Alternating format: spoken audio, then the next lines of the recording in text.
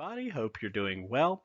Today we're going to be talking about the rise of the Mongol Empire. Again, this is exclusively made for first period by popular vote. Yay, democracy!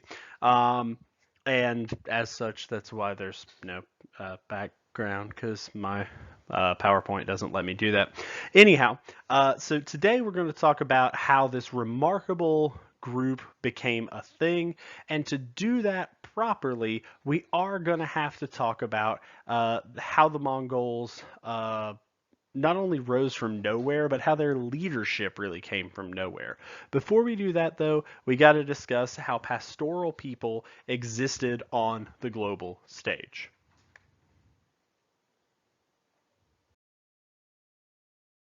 Very, very easy for us to kind of discount pastoralists in the historical record because they have traditionally existed on the margins.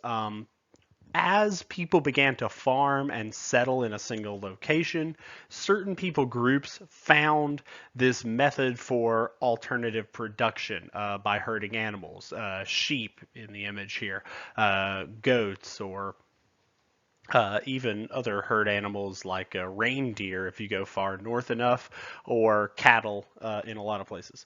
And these nomads tend to live on the margins of settled societies, close to settled societies so they can get nice stuff from them, but not settled in the same way that somebody from, say, China would be. We talked about these nomads or people like these nomads in our lesson last time on the Song Dynasty and those horse nomads who were just to the north.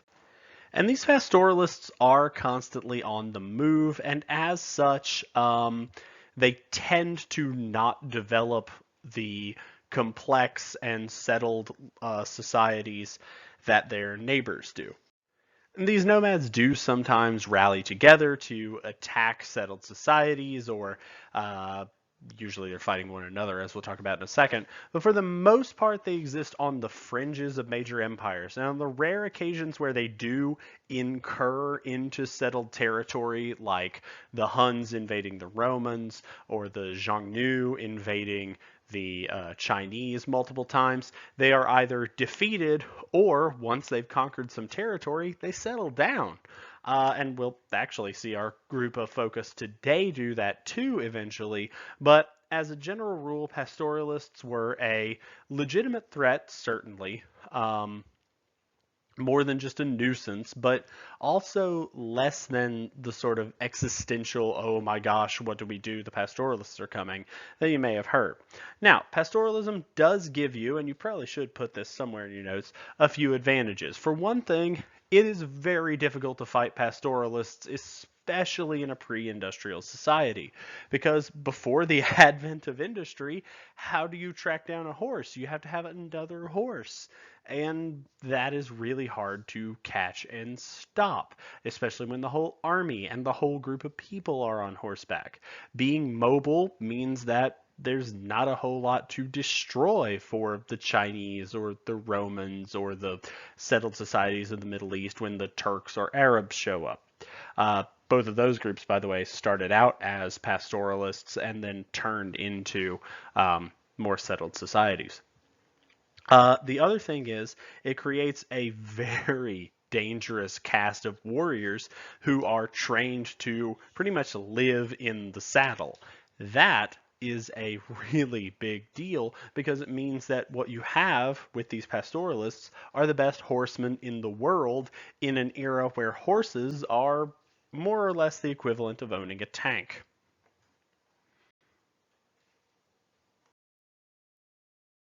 Things pastoralists have in common. This image is from more or less modern Mongolia. You can see the motorcycle there. I wish I was allowed to have a motorcycle. I don't think I'm allowed to, though. My wife is shaking her head. Anyway, pastoralists have pretty low populations. They spread out a whole lot. The social structure is usually tribal, and then it kind of goes down into a clan basis, and that is important because it means that a lot of times these pastoralists can't get their stuff together because clans are constantly fighting each other, and they won't unite for long enough to just, attack a common enemy.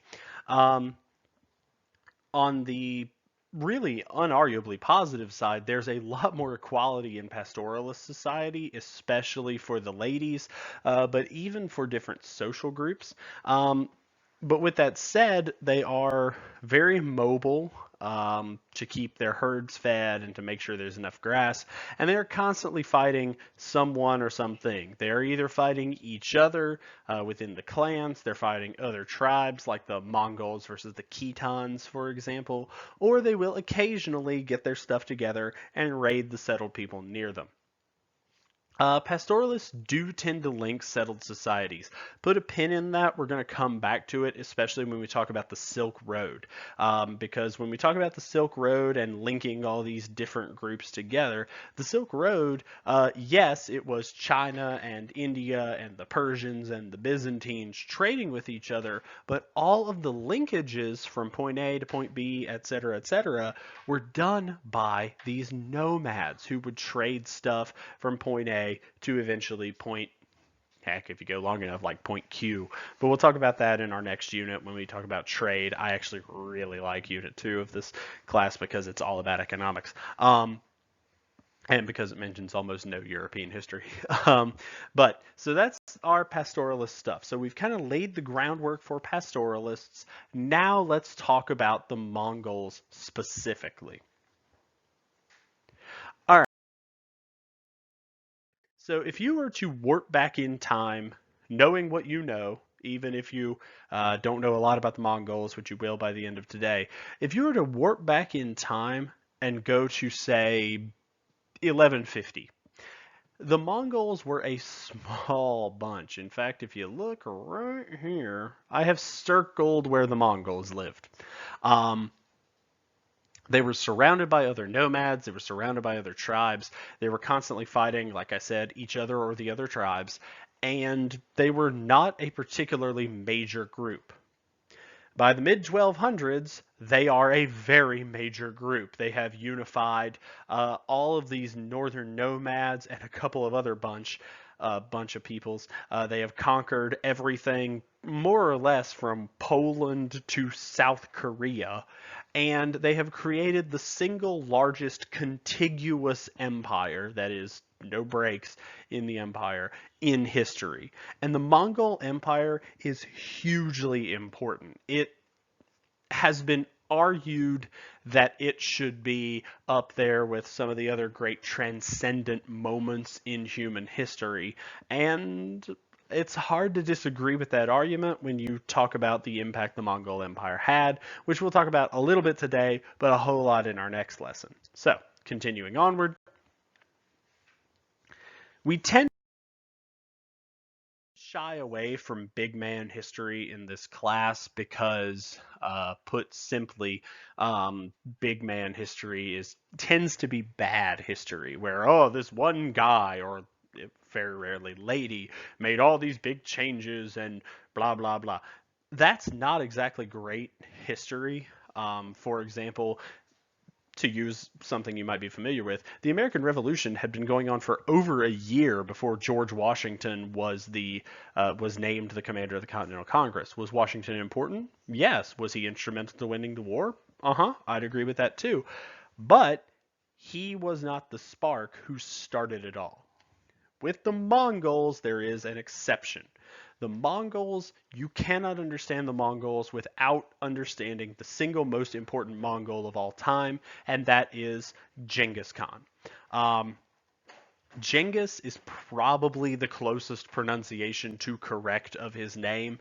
We will call him, for those of you who have some historical background and are wondering why I'm talking so funny, we will call him and we will spell his name like this. That is how the written sources spell his name in most modern textbooks. It's either Genghis, Chinggis, etc. You can see some alternate spellings underneath this photo of him, which I include both because that's the old spelling, how I learned it with Genghis, but you can also see those other two spellings, which I include mostly because they're very funny to look at, the Zingis. Anyway, Genghis was born Temujin a name that means blacksmith, into a poor and unimportant family. Understand, part of what makes Genghis Khan so revolutionary and jaw-dropping is this guy was nobody from nowhere. He was born in the middle of nowhere to a nothing family. This would be the equivalent of somebody born in rural North Dakota rising to become president of the United States. Except in this case, it's because he unites all of North Dakota against the rest of the United States and murders his way to victory. But, apples to oranges there. Temujin becomes important, and if you're writing notes, and you should be, here is one of the first really critical things here. This guy becomes important because he uses both his personality, which is incredibly magnetic. Everybody who meets Genghis Khan face to face really does talk about how incredible it was to meet him, and by promoting competent people, not members of his own clan, not family, but competent individuals, a meritocracy to various places of command. You rose in the Mongol Empire by being good at your job, not because of who your family was. And while that's so obvious as to seem trivial, that's a huge deal in the 1200s. So Temujin becomes important because he has both a magnetic personality and because he uses a meritocracy. By 1206, to cut a long and actually really complicated story short, he has united the Mongol tribes into one and is given the name Universal Ruler, or Genghis Khan.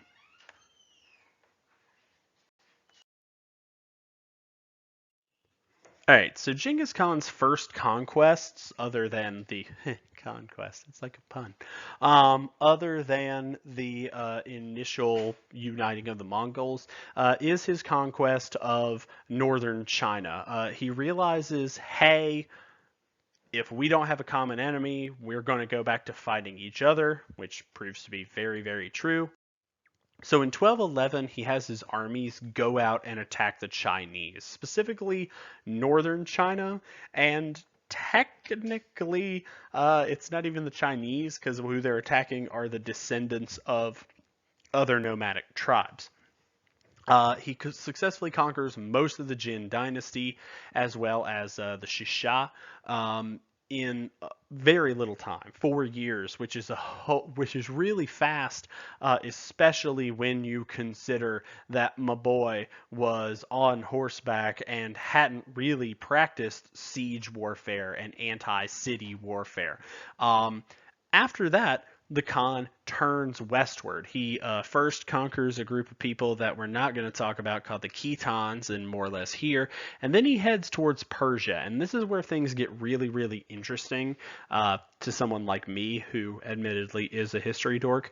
When he goes over towards Persia, Genghis Khan sends a letter to the Shah of Persia that says, I am the emperor of the rising sun in the east. You are the emperor of the setting sun, the west. We should work together and be friends. And the Persian emperor sends him a letter that is one of the more rude things that I've read in all of history. That's basically like, you are a smelly horse nomad, shoo, be gone. Genghis Khan says, well, okay, maybe he just didn't understand, and so he sends a trade caravan to talk to the Shah of Persia, and that gets stolen by the governor of Otrar, and now Genghis Khan is mad, so he sends an emissary, a group of 3 emissaries, 1 Muslim, 2 Mongols, to the Shah of Persia, and their response is to kill the Muslim. They cut off his head and put it in a box, and the Mongols, they shave and they send him back, and Genghis Khan's all right, that's it. And he invades Persia and conquers Khwarezmid Persia in a way that is jaw-droppingly brutal. The conquest of northern China wasn't exactly fun and bubbles. In fact, the Mongols actually kicked around the idea of killing everyone in northern China and turning the whole thing into pasture land. After the conquest of the city of Zhongdu, which is now Beijing, famously the roads around Zhongdu were slick with human fat. You supposedly couldn't pull a cart down them. But with that said, the conquest of Khwarezmia is nasty. All right, let's see what the Mongols win. All right. They are able to gain victory because of their horse archers. You need to write that down. And if you're looking for the sort of guy that Genghis Khan is, here's a quote from him. I will let you stew on that on your own time. The Mongols, as a general rule, when they showed up towards a city or near a city, they would tell the people of the city, hey, you can surrender, or we can fold you into the empire by killing you. Um, these people would usually surrender, but if they didn't, the population of the city would be taken out of the city after they lost, and they always lost from like 1206 to 1294. Um, they'd be marched outside. Useful artisans would be kept alive. Attractive women would be given to various Mongols as married or as wives, and healthy children would be sold as slaves. Everybody else, unskilled laborers, and all the people who didn't meet those requirements would be killed.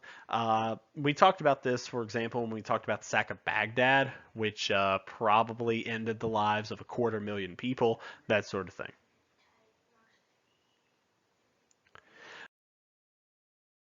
Okay. So the Mongol conquests, if you look at the GIF over on the side there, um, really are something to behold. I'm going to allow you to simply pause the video and watch this and look at this as time goes by. We're not going to dwell too much on this. The list itself, I would put a few of these places: Khwarezmid Persia, the Abbasid Caliphate, Sung Dynasty China. Those are all a big deal. In all of these campaigns, the Mongols do not have larger numbers of soldiers, um, and still they don't lose. Horse archers are just they're just like a secret weapon in this era of warfare, and it really is jaw dropping to see what they pull off. Okay, at its apex, the Mongol Empire was the single largest land empire in human history, and it ain't close.